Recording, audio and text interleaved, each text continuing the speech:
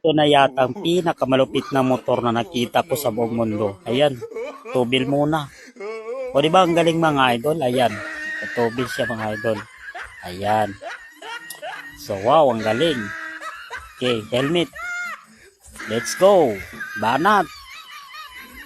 Ngeng, ngeng, ngeng,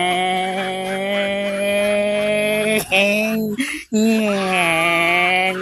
Oops, para. May pasahero tayo. Ayan, ayan. Sige, bayad muna, bayad. Sige, sakay. Ngeng, ngeng. Ngeng, ngeng, ngeng.